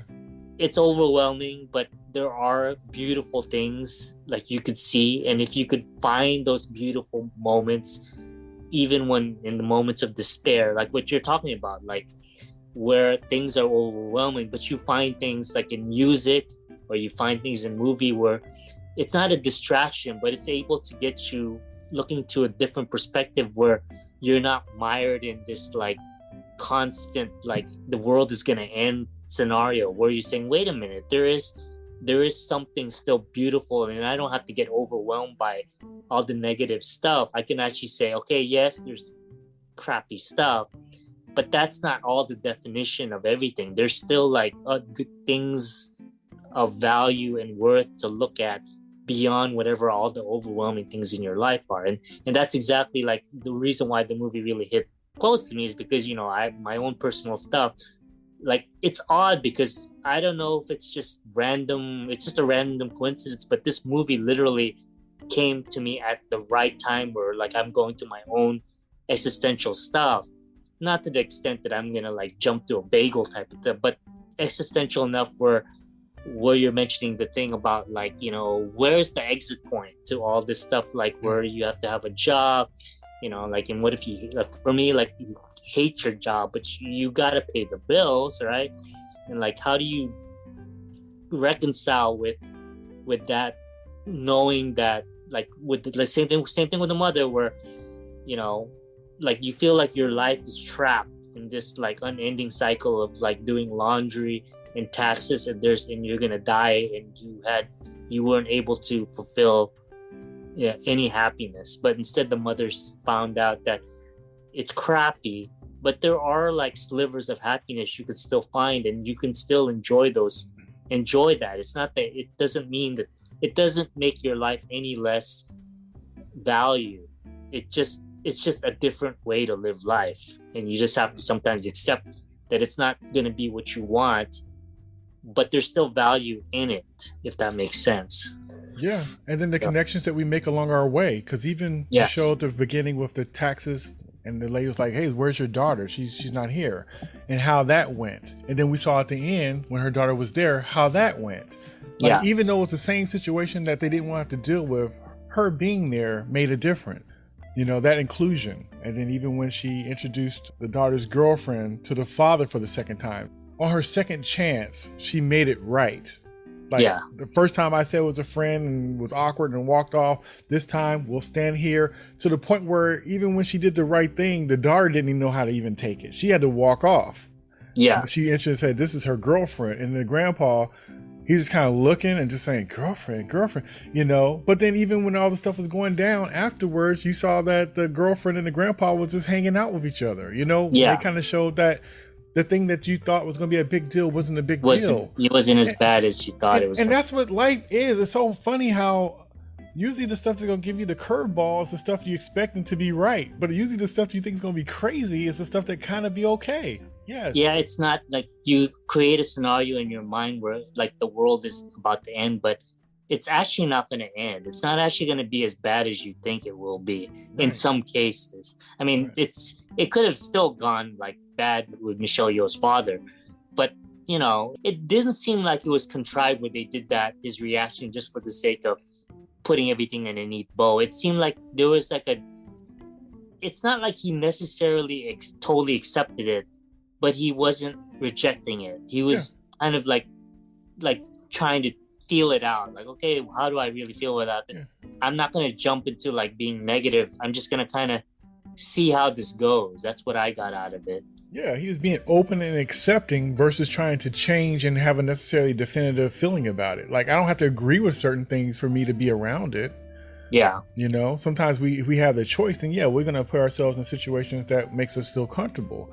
But then also we have to have the ability to be like, if somebody's different, I can still be around you and not expect them to be different to be around me.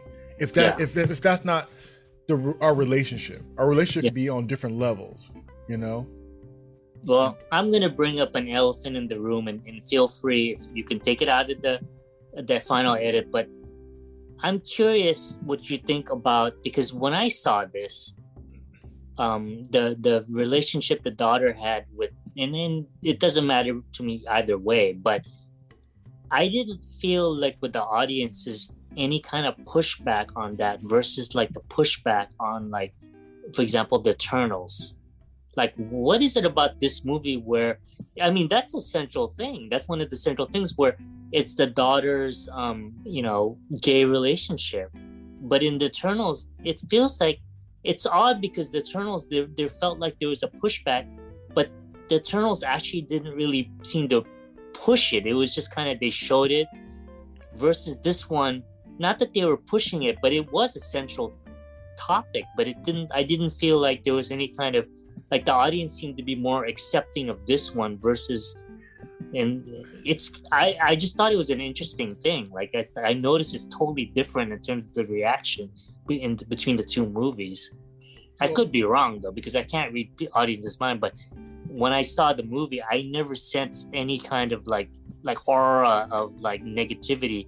But when the Eternals, I could already sense as soon as that scene came with is it Fastos, and then his relationship with his husband, then I could sense that there was, like, they didn't say it, but I could sense that the audience had a different reaction, visceral reaction to that than in this movie.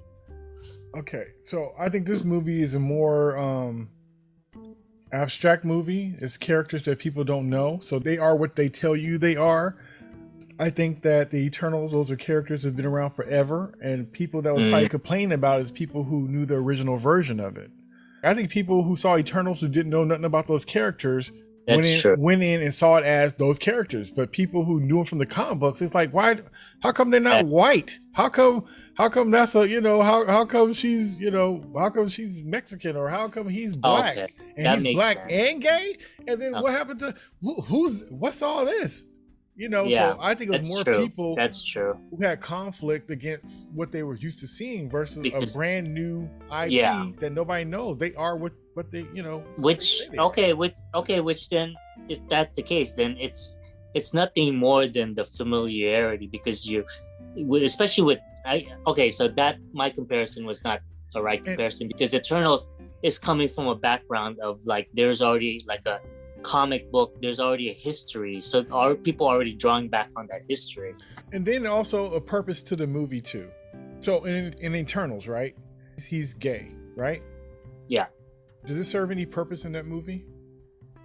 It doesn't, but at the same time, so it doesn't really serve a purpose, but it's in there, right? Yeah. Okay, in this movie, does her girlfriend being gay serve a purpose? I don't know, because the mother doesn't seem like she's against it.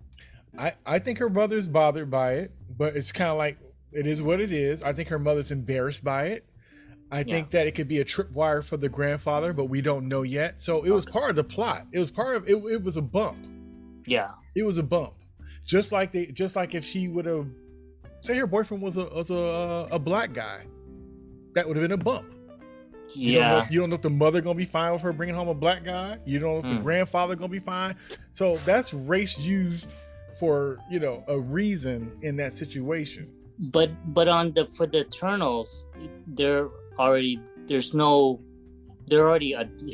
an adult, and there's obviously no, because it's a different, they're not humans obviously, but there's no sense of like a parental, like he needed approval to have a, and it's also too, it's like, how would it be any different from if he had a wife? Like, it just happens to be that he's gay, but yes, it doesn't serve a purpose. But if he had a wife, a woman, that also, like, you could argue actually that they don't even have to have had him be in a marriage with a kid. He could have still been like by himself doing his thing.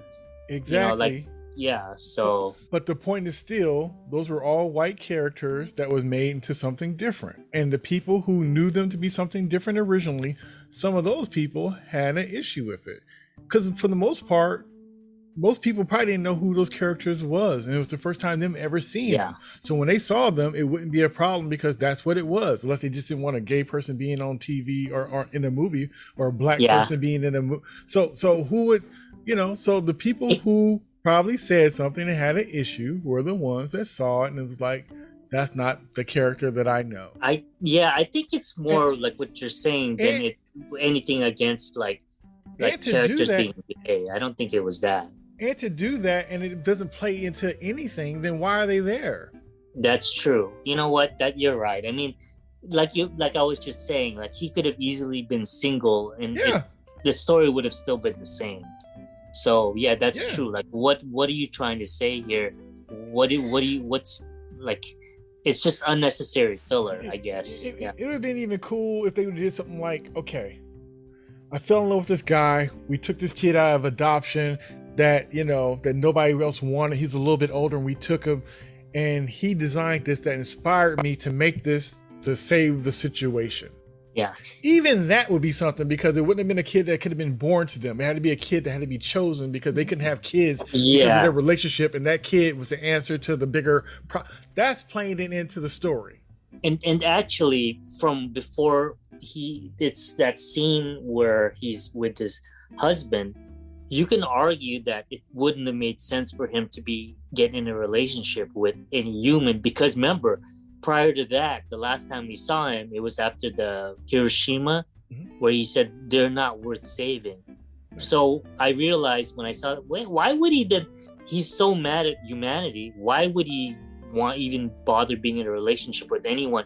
Because he suddenly views them as like that there's no hope for them. So yeah, in that aspect, that's also another argument someone could make. Like, why even have him in a relationship? Because prior to that, he thought that humanity wasn't worth saving. Or the fact that they're robots.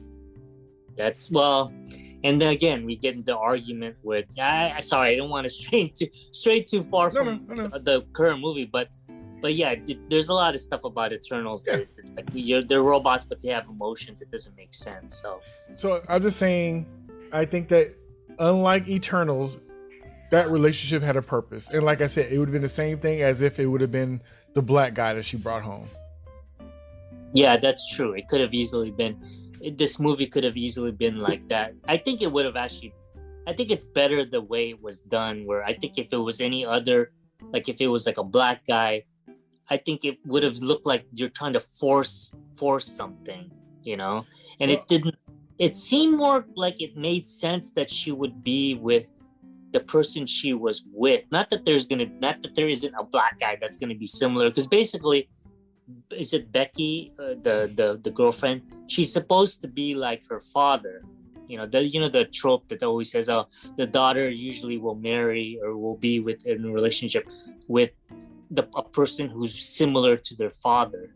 And it's interesting because you think it'd be more like the mother, but no, it's the balance, like the mother was saying. The universe she was messed up like me, but the universe gave her someone just like he gave me a husband. That's like understanding to balance out my imbalance as a person.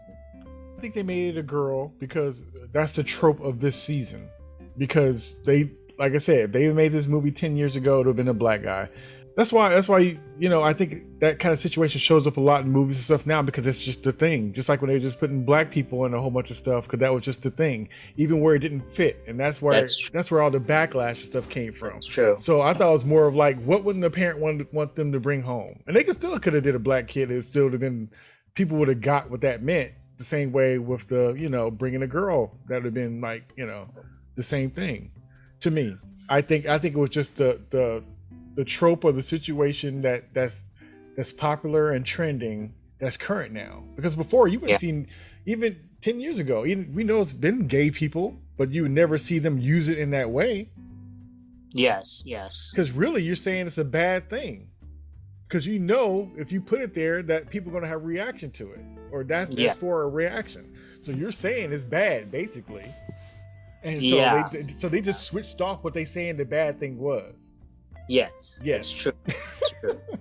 Yes. That's true. But then there's that argument that at what point, and I get the thing with the representation, because at what point can you have like a gay couple or a gay relationship in a movie where it's not automatically oh god they have an agenda. It just happens to be like my argument. I remember talking to you about what I believe like the ideal way to treat that in a movie or a story where you have like a controversial couple or relationship is you don't try to force feed like hey here we are like try to fight we're gonna we're here and we're no one's gonna we're proud the saying.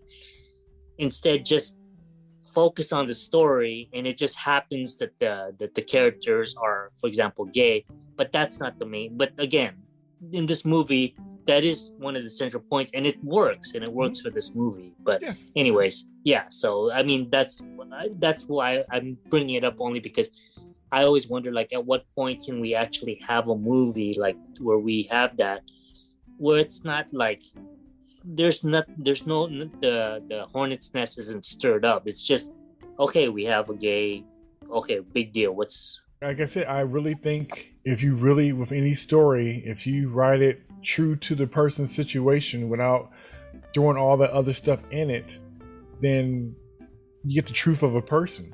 yeah. Because most people don't walk around with stuff. It's almost kind of like the environment's interpretation of that. Yeah. More so than the other way around. And I think a lot of people create and do things opposite. Because you think because it stands out to you, but only that part. So it's unfair to just choose that part out of it. You know what I mean? Yeah. Like a shirt could have 5 different colors and one person chose red. So when you make it, you just make it red because that's what you saw.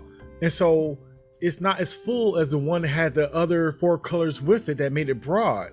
You made it small because you just stuck to the part that mattered to you versus the person's more than just that red. These other colors in there, but you gleamed to that because that's what you was attracted to. Yeah. So to give it that without saying the other 5 colors that was there, that's unfair to that character. Yeah. Because the person looking for green or the purple, Yeah. they don't see that in there, so it looked like a joke.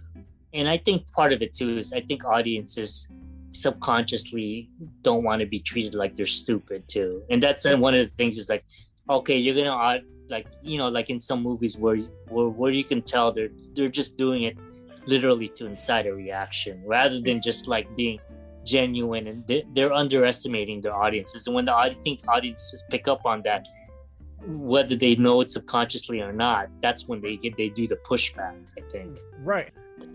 That movie just was really like, it's so dense, and like we could probably literally spend like the whole night because there's so many topics you could talk about in that movie. Yeah. And you end up going like into the rabbit hole for each of those topics because the movie, like I said, it's an odd movie in that it doesn't necessarily go deeply into so many things, but because of the content and the story, for me, it opened up so many different things, even whether or not it intended to or not. Yeah. It just opened up so many different things for me to think about in terms of like beyond just the story of the movie. Yeah, and we were talking before how even though I think this is a gem of a movie, I think it might have issues just because it's, like I said, it's not as clean as certain kind of things. Like I said, when it came to like a heady movie with action, The Matrix found that perfect balance, where it's almost like if you didn't understand it completely, it still was enough in there to kind of grab you, right? This kind of does it too, but this like I said, this is much more headier. Even if it doesn't do good in the theaters, I think that when people are ready and come around for it, they're going to be in for such a treat when they come across this, be it on HBO Max or streaming, or somebody introduce and be like, hey man, because say I met you months from now, right? And we got to talking and we met or whatever. I'm like, dude, you should check out this movie because if you like this, you should see this. And this would be something I would recommend to somebody that I kind of knew really liked movies and who was kind of like into ideas and these different kind of personal journeys, but are kind of candy coated on the outside just a little bit. That's this with word of mouth and stuff. I think that it'll do well. But people who are not really open to it, I think it's going to be a lot. It was a lot for me, but I don't mind putting in the work for it. Not that it needs so much work, but it takes some work. It's definitely because it definitely does not fall under the standard type of storyline. And this is one of the things I wanted to bring up, where when I first saw this movie, and there's not many movies where I get this feeling. I actually want to get the actual script for this movie, only from the perspective as a playwright. And I've dabbled a little bit in screenplays, but not really a lot. But I've watched enough movies to kind of understand the way like the arc of a story should go. But I want to get a script for this because of all this movie has so many, like, on a script it'd be like so many jump scenes, like interior, so many, like countless. But what I found interesting about this movie, that as much as there's all this stuff happening, when I think about it, I'm trying to think of, can't think of any like remember when we were talking about it, the Eternals, and how like that relationship, you could have taken it out. I feel like with this movie, and tell me if I'm wrong, like as much as all the different stuff and scenes in the universes, I can't see taking out any of those things without it affecting the movie. Like I think you still needed, like, despite all the weird jumps, I think this movie still needed all those things in order for it to work. Meaning, like, what I'm saying is they didn't just add extraneous stuff, that filler that wasn't, like, I think every jump thing had a purpose. Like it moved the story in its own way. Like it wasn't put there just for effect. Yeah, it was a very lean script, you could tell. Real quick, I'm curious, what do you see when you do that, when you do a dive into like seeing a script? What are you looking for, and then what do you get from seeing it? Not that I'm like some kind of PhD in analyzing. All I care about when I watch most movies is like characters and story. Right. In most cases, I'm more character based. Like, story is great, but I'm more interested in like whatever the conflicts or what the characters' goals and what they want to do, and then what story comes out of it. So when I look at a script, in a lot of cases, especially most of the time, I don't want to read scripts that I've never seen the movie. I'd rather, like, I see the movie and then I want to see how they did that on the script. And I'm basically looking for, okay, I'll read the script. Okay, so I'll do the quick outline of the story, like where does the arc happen, and then where's the climax, where does it start dropping, like typical story thing. And then I try to understand, like, beyond the story, like what works and what doesn't work in the story, like the characters. Basically, I break it down, like both the positive and the negative, like what works in this script and what doesn't work in this script. And I'll do this only for movies that I like, meaning, like, because I want to understand what is it about it that I like, beyond just like whatever my superficial feelings about the movie are or the characters. I really want to understand what are the elements that made me like this movie. And I'm also trying to see, like, are there universal things in the things that I like that they used from other movies to employ? Because I have this belief that story, as much as there's so many stories, I think there's a basic guideline that as long as you follow a certain general guideline to a story, there's a formula for success. And this movie is so interesting because there's so many divergent stuff happening. But at the end of the day, you could still break it down, as difficult as it would be, because there's so many scenes. You can unify, because I look at the thing, like I said, I don't think you can take out jump scenes in this movie without it affecting the movie. Like, I think they all serve the purpose. And that's where I would analyze, like, okay, how did it serve a purpose? Am I right or am I wrong? So, how would you see that differently from watching the movie? Is it cleaner because there's no distractions of the visuals? The meat and bones of it? Or? Well, because when I read it, like, on a script, the wording, I'm always trying to see, like, with the script, because someone told me that a script is like, that's why screenwriters are generally kind of disregarded, because they just are seen as like monkeys that are just like, you just get it out there, we'll do all the work, you're not important. But I've seen scripts where it's like the way it's written, it's like beautifully written, and that doesn't necessarily translate to a good movie. Right. But I want to see how this was written on the page, so that I want to see, was it done like, is it visually like beautiful, or is it just a basic like, okay, Miss, you know, I can't remember her name, like, oh, Michelle Yeoh's character does this, she does this, and then it's just the director who is the one that interprets what happens, which makes it beautiful, but the script itself is just basically direction. That's basically what I'm saying. I'm trying to see if there's any correlation between the script and the movie that I actually watched, which I liked, or if they're just, if that makes sense, just see if there's a correlation. Yeah, and it probably matched up pretty tightly since the directors are also the writers. It's tricky because for all I know, unless I can get the actual, it's called the shooting script, the script I get may not be the same as what they actually use. That's the thing. Okay. Unless I have like an insider that can hook me up with the actual shooting script, I'd never really know, you know? Well, if you end up doing that, I'd definitely like to sit down with you and kind of pick your brain on the process of that and how you dissect it and what do you learn from it. And I think that I would just like to know that for myself too. So yeah. If you do that, I'll definitely let you know. That's hopefully what I can do with my podcast. Right. But you know, whatever. Hopefully if I get to that thing, then that's what I'm gonna be able to do. So. Okay. One thing that we didn't really touch on, which I thought was pretty well, you mentioned it kind of, but we didn't really lean in on it. Just the different worlds, the different multiverse, and how realized they were, and how, as weird as some of them were, they all did play into what she needed in her situation. From the hot dog finger world to the rock universe to she was a movie star, which I thought was so cool. And yeah, that was really neat to see because we all know her as that person in a way. So it was neat to see. It was neat to see like all the footage, which is actual footage, you know, that it was actual footage of her real life in real red carpet events and stuff like that. Yeah, that's actual, like real. It wasn't like a fake thing that they created. It's actually her real life, which it's actually endearing. I thought it was endearing because that's like a wink to the audience who know Michelle Yeoh's career.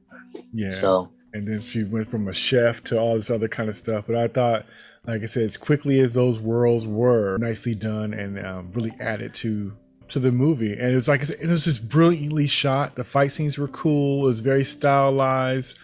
Did I understand all of them? No. But I guess I understood the feeling, you know, of them as, you know, which played a part. And like I said, it was a lot that they did. It's a lot of things that they played with. And they found a way to nicely kind of put them all together. And I thought it was just very neat that with all the stuff that was going on, the through line was that relationship, and it was everything in a way. I definitely want to see it again. I definitely would buy it just to kind of. It's a movie I think I would share. I don't think it's for everybody, but it's definitely, if you're a person who likes movies and like this multiverse stuff, you know, they already kind of did it with the Spider-Verse and in the last Spider-Man movie, and then with Doctor Strange, the multiverse stuff. This movie is interesting in the sense that obviously I'm all excited about Doctor Strange coming out, and I'm not gonna like I think it's gonna be apples and oranges between this movie and Doctor Strange. You can't compare them because they're the stories. But what I will say, like in terms of the multiverse, is what I think this movie will do versus like say Doctor Strange or like Spider-Man. Because those are great. Those will be, and I'm sure Doctor Strange will be a great movie. But those are kind of falling under this almost this umbrella. Not that, I mean, it's still fiction at the end of the day. There's none of this is true, or maybe there is a multiverse, but at the end of the day, this is all fake and made up. But there's something about the comic world, like where, not that I'm not saying it's inaccessible, but it's more like, it feels like it's more like of a niche thing. Whereas this movie almost like it opens it up, where I think there's going to be a lot of other films where it's not about a superhero. It's like literally the idea of a multiverse, but it doesn't have to be the primary focus, because the comic world, it's about the multiverse is going to be like the focus. This one is it's an accessory, and I think it's going to open up other independent films where they're going to for sure there's going to be other movies outside of like the comic mainstream thing where they're going to use the multiverse as a backdrop to the story. Yeah, because definitely with the Marvel movie and movies like that, it's more of a gimmick kind of thing. Yes. And they have to dilute it in a way where everybody can digest it, along with the other shenanigans that's going on. And so for this is almost like a love letter, and they just nicely weaved it into what they wanted to say versus like, this is just neat and spectacle. Because this movie could have easily just leaned into that, and they still chose that relationship to be the through line. And this movie and the multiverse, I think, obviously we haven't seen Doctor Strange yet, but I think the multiverse concept in like the Doctor Strange is the idea that it's there's multiple universes, but they're not necessarily, this one is saying that basically, like if you remember that DC movie, the two universes, where the idea where every decision you make creates a new alternate universe. I'm thinking that the Doctor Strange, the idea is that there's just a different universe. It's not necessarily connected with, obviously we'll know when we see it, but I get a feeling it's a different take on the multiverse from this one, where this one is saying, it sounds like the Michelle Yeoh's loser character is basically the parent to all the multiverses, meaning like if she didn't exist, those other ones would never come to be because they're all reliant on whatever decision or a non-decision she made. Yeah, like I was talking before, it kind of reminded me of like the Sliding Doors movie back in the day. Yes.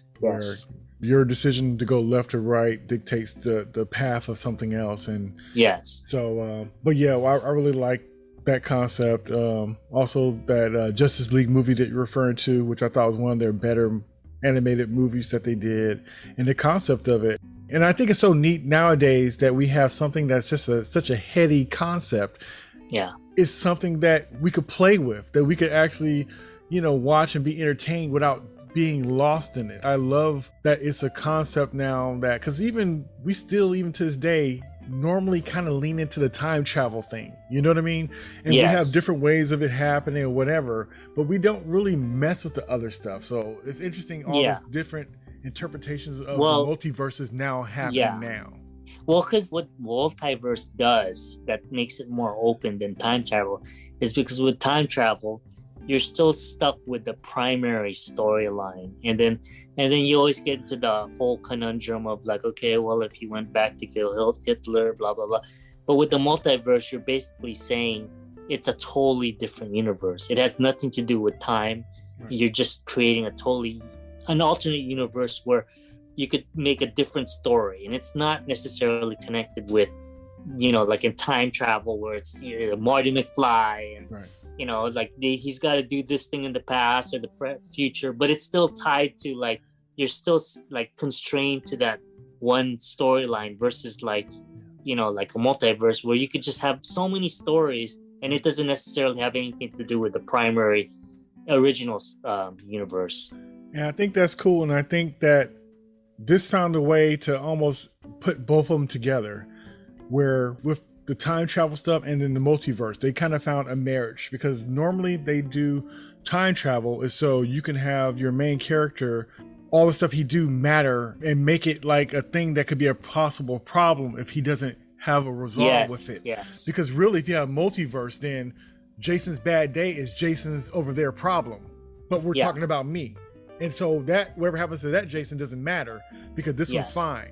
So they found a way to make it different worlds and multiverse, but it still be my problem. Yes, that's true. Time travel is different because of that. Yeah. Time travels. You are responsible for your destiny and whatever you make. And it still ties up that person.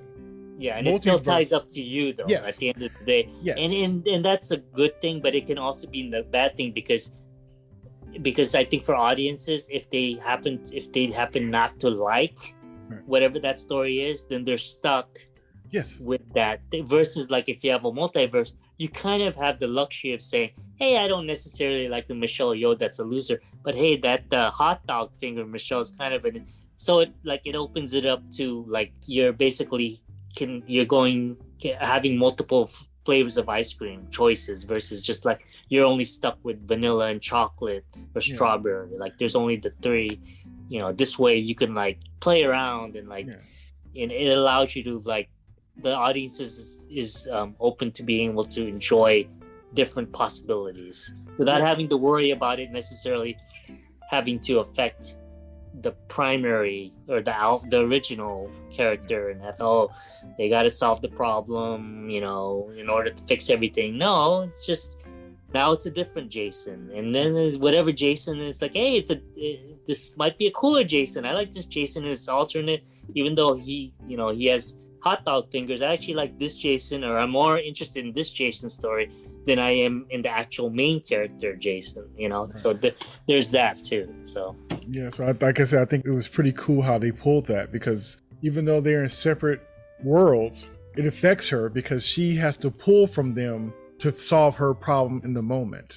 Yes. So she gets to reach in there and take from it without disturbing it necessarily.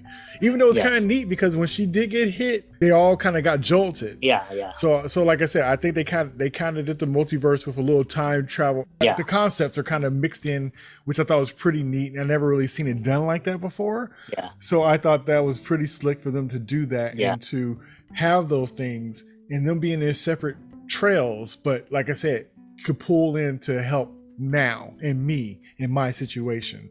So that was slick, that was different, and I think that's what kind of makes this stand out with this kind of because usually multiverses, that's just what it is, and like I said, it's no stakes in it because it's not the main person that you're dealing with. So this is like you get the best of both worlds. And there's a part of me that, because like you were saying, I agree with you. I think that this movie, it's not that it's not going to be like, it's going to be one of those things I think where it's not going to be popular until it's away from the theaters. Like people are going to pick up on it, HBO Max, or somehow like when the DVD or Blu-ray comes out, then people will all of a sudden like flock to it. Like I don't know I know that there's movies like that where they get popular after the movie, but not during the movie. I think that's going to be the thing with this movie, because like you said, it's a lot. It's a dense, and for some people it might be like, man, this is too much. And for me, not that I'm any better at perceiving movies, but I more, because I'm so into the story of the thing, that this type of movie, like, just, it's like candy for me, because there's so many different storylines, and I'm just amazed how they're able to tie it all together. That's why I'm like, it doesn't faze me, and I became more interested in this movie because there's just so many storylines, and I was amazed at how they're able to just tie it all together. Yeah. Like I said, I've only seen it once. I know you've seen it a couple of times. And like I said, I think it's great that this movie hit you like that. It hit me like that too. And I can't wait to see it again. And it's been a long time, because as much as I like these superhero movies and stuff, I don't really go back to them. It's been a while since I've seen a movie that made me want to go back and really just see the whole thing. Now, sometimes you want to see moments, like in Endgame, you want to see all the heroes get together and they, Captain America think it's all over, and he hears, the Falcon says, "On your left," moments like that, it's just beautiful. But just to want to see a whole movie over again, to see what else I could get from it, it doesn't happen enough. And when I do see them and find them, I'm on it. I love that. And this came at a good time, and I can't wait to see it again. And I'm glad I got a chance to see it with you. Often I go to the movies by myself, and to see a movie like this with somebody who's into it too, you kind of look over and give the eye or say, "Hey, this is that," or to just kind of walk out of the theater and just kind of like, yeah, blah, blah, blah. Yeah, this was one of those movies where, like, secretly, I didn't want to admit it to you, but I was really hoping you'd like this movie. It's like one of those things where you really like a movie, but you're worried because, like, when somebody else sees it, like, you want them to feel the same, like, excitement that you. I mean, if they don't like it, they don't like it.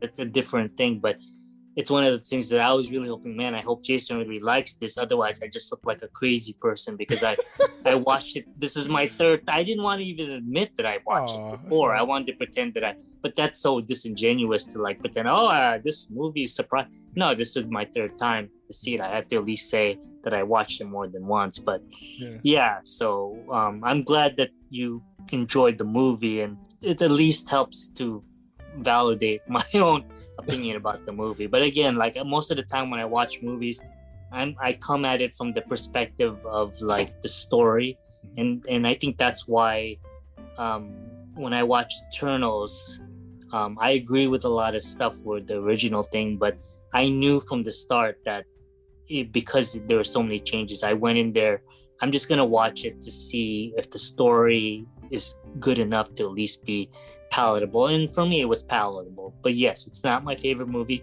but I didn't hate it as much as whatever the reviews were coming out about it. So, because for me, all I care about is story. I could care less about whatever the hidden agendas or whatever. I could care as long as the story is a good story, and if it keeps me riveted, that's all I care about. Yeah, I'm kind of the same with some of that, because it's kind of like because it's easy to get caught up in like, you know, I hate this, I like this, or whatever. I just like movies, and it's kind of like good, bad, or indifferent. I'll just kind of go just because I like the feeling of being in a theater, and sometimes the things that you think are not going to have a lot has a lot in it, or it just hits you the right way. So I always try to be open to different things when it comes to like art and stuff like that, because you just don't know how it's going to hit you, and sometimes what's made for one person may not be made for somebody else. But I love movies enough to I'll give anything a chance. Just about I'll try just to see, unless it's just something straight up I just not ready for. But for the most part, even if I hear it's a bad movie, I'll go check it out. Why not? What's a couple hours? Yeah, I'll definitely have to do that with Morbius myself. But I mean, for this movie, one thing I think I will feel, I hope it becomes popular after after it leaves the theaters. But there's a part of me that hopes people watch this at the theater, because it's one of those movies where I think you really have to. It's not just watching it on the big screen. I think it's one of those movies where you enjoy it because you fall with the audience, like you become with the audience, the reactions. Because I'll tell you, like I said, when we watched this movie at the Fairfield Theater, and you still enjoyed it, but I'll say that the reaction of the audience, I can't say whether they liked it or not liked it, but it was much more subdued than like when I saw it at the Metreon. I will say that when I first saw it at the Metreon, that influenced, I would have liked the movie anyways, but that definitely influenced me a lot. That the reaction, they just laughed, and you felt like everybody felt like it's those rare moments when you watch a good movie with the audience where everybody's synchronized, and everybody in the theater, you feel like you're all like, sounds corny, but you feel like you're all one, enjoying the story right in front of you. And those, a 2 hour, whatever the length of a movie is, you feel like you're all part of one like happy family, because you're all enjoying the movie at the same time. So that's the joy. Like when you're saying, that's one of the reasons why, although most of the time I watch it by myself, I won't admit it, that I enjoy watching movies because I want to see the audience's reaction too. No, that's fair. I'm guilty of that too. And it's definitely different from seeing, like, say, a Marvel movie at midnight on a Thursday, and everybody just ready to lean in and just like, chew it up. And then you go see it maybe in the middle of the week, on Tuesday when it's a cheap night, and everybody's kind of like, like it's almost the silence is kind of like, you didn't see that? Nobody cheered on this part? Nobody? There's something about having that audience that's kind of like everybody just hungry for that right there. It's having, like you said, that family with you is something that really does add to it. And I think a lot of times you get that more so with maybe something like horror, because everybody might jump and be scared of the same thing versus the taste of other things. Like what makes somebody choke up might be different for each person, but somebody kicking through a door with a knife, everybody's going to scream and feel about the same way for it. So it's funny how certain genres are set up a certain kind of way to get universal reactions, and others is by taste and demographic and what connects to you personally. I think it's more because of the times. I think it's more jaded now, because I know that, like, for example, I'll use like E.T. the Extraterrestrial as a perfect example. I know that when I saw that as a kid, there was not like a dry eye in the house. And if you remember the movie, I know that there's that specific scene where everybody was just hit with like ninja onions in that thing. And I think nowadays, like, there are still movies obviously that can do that, and I hate to openly admit that this movie like actually affected me that way, but I might be like alone in that, in terms of like, I think that this movie is great, but maybe because it just hit me at the right time in terms of like in what's going on with my life. So it's just the perfect, it's just the timing of it was just perfect. It just seemed to hit at the right time. But as like I said, but as much as the audiences enjoyed it, like when I saw the Metreon and AMC Bay Street in Emeryville, they were like laughing. But I'm curious if like because I actually felt emotional in certain parts, like on the opposite spectrum, where I have to admit I was almost like tears in my eyes. I don't know if they necessarily felt the same way. I'm curious, like among mothers, if mothers watching it, maybe it'll hit them in terms of, you know, whatever their relationship with their kids or their daughters are, maybe it hit them too. So I don't know. I don't have kids, but for some reason it just hit me that way. I don't know why. So yeah, no, it had those moments. Like I said, I felt certain parts that I thought of me being the son in my relationship with my mom, and I also thought of it as just being a father in my relationship with my daughter, and just being young and lost and being an adult and lost, and how that we just kind of go through waves of that. And the fact that it's in a movie shows that that's universal, that you can fall into a lull or a depression, and you have these moments, and it's just life, part of the process of life, that we do go through those things, because a lot of times things are presented in a certain kind of way that everything's always perfect, you always feel your best, and that's not real life. It's not. So even though I like fanciful things, I also appreciate the thing that speaks truth to reality as well. Yes, yeah. Well said. Yeah. So did you have any final words? No, other than that this was a great movie. I recommend this movie to anyone, and I think particularly and I'm hoping that families see this, because I think, oddly enough, I think this is actually a family movie. So I definitely recommend this for anyone to watch, and you know, I enjoyed reviewing it. Yeah, well, it was great having you, man. I thought this movie was a treat as well. I hope that it finds its audience, be it either in the theater. It's not on a wide release yet, but I hope people do see it, because it's a treat if you see it in the theater. But if you see it after the fact, I think that, like you said, it's about family and connections and stuff. And I think that, and if you like actions, you just want something different that's just not the same thing. I think that it has a lot to offer, especially if you're a person who just enjoys something different and love movies. I think this would be a nice treat. And these kind of movies don't come along often enough, I don't feel. No, definitely not. Yeah. All right. So that was my conversation with Joselito. Until next time, peace. Awesome.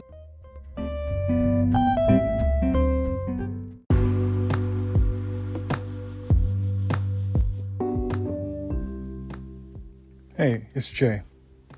If you enjoyed my conversation with Joselito, check out our conversations where we talked about the movie The Norseman, Everything Everywhere All at Once, as well as the latest Dune movie. Thanks for listening.